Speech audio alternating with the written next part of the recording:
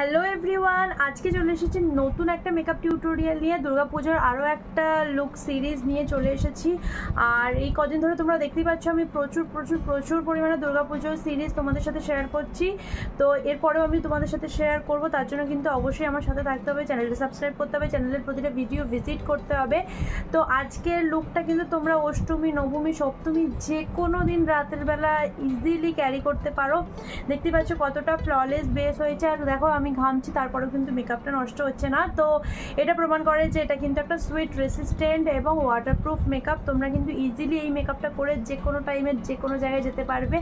আর আজকের যে মেকআপ টিউটোরিয়ালটা সেখানে কিন্তু প্রচণ্ড ইজি ওয়েতে আমি তোমাদের সাথে শেয়ার করেছি এই লুকটা। আর খুব রিজনেবল প্রাইসের মধ্যে, একেবারে 300 টাকার মধ্যেই মেকআপ লুকটা তোমরা পেয়ে যাবে।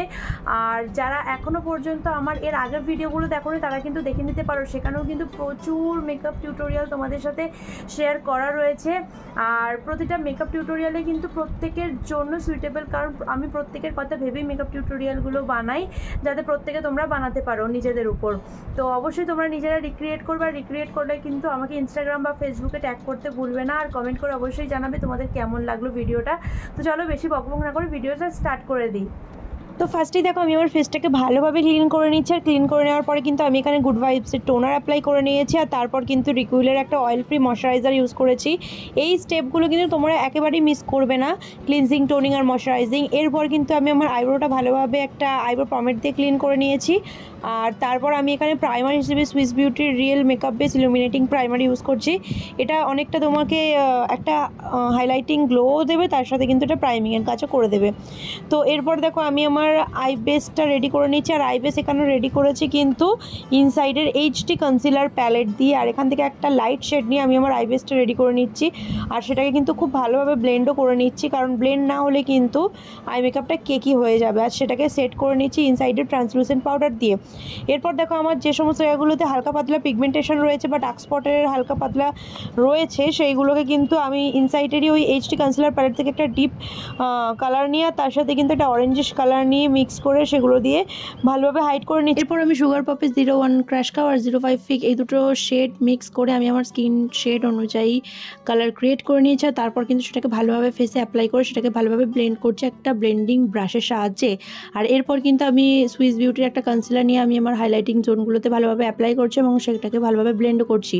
আরও একটা কথা তোমাদের সাথে শেয়ার করি যে আমার গলার অবস্থাটা খুবই খারাপ আজকে, তার জন্য কিন্তু তোমরা ভিডিওটা স্কিপ করো না, গলার আওয়াজটাকে ইগনোর করে যেও আর ভিডিওটা ভালোভাবে দেখো যে তোমাদের কতটা হেল্পফুল হচ্ছে।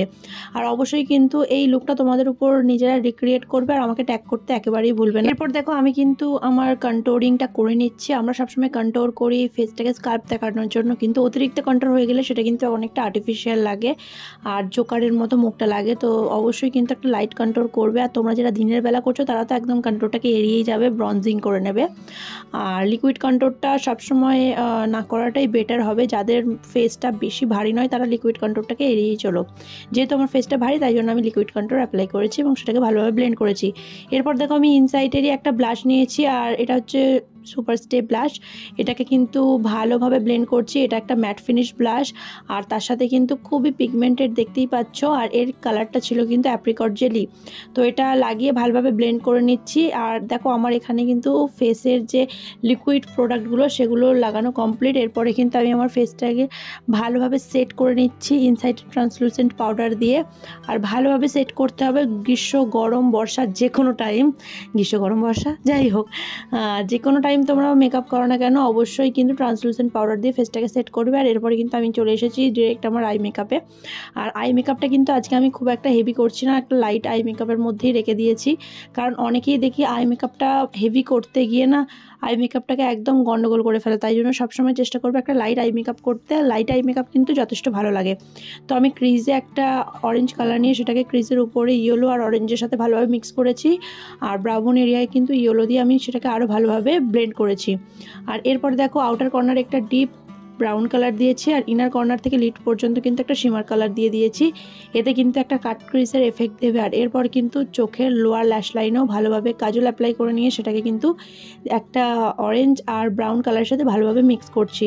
ব্যাস এইটুকুই ছিল আমার আই মেকআপ। আমি বেশি হেভি করিনি, তোমরা দেখতেই পাচ্ছ কতটা ইজিলি আই মেকআপটা হয়ে যাচ্ছে। আর তোমরাও কিন্তু এটা নিজেদের উপর অবশ্যই চেষ্টা করতে পারো, অবশ্যই তোমরা পারবে একটু ভালোভাবে দেখলে।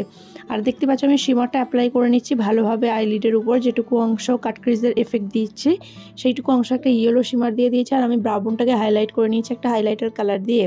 এরপর কিন্তু আমি লাইনার পরে নিচ্ছি। লাইনারটা ছিল ল্যাকমির লাইনার। আমি অলওয়েজ ল্যাকমির লাইনারটাই লাগিয়ে থাকি, কম দামের মধ্যে একটা ভালো লাইনার, মানে ওই যে বলে না সস্তায় পুষ্টিকর খাদ্য, ঠিক সেই রকম।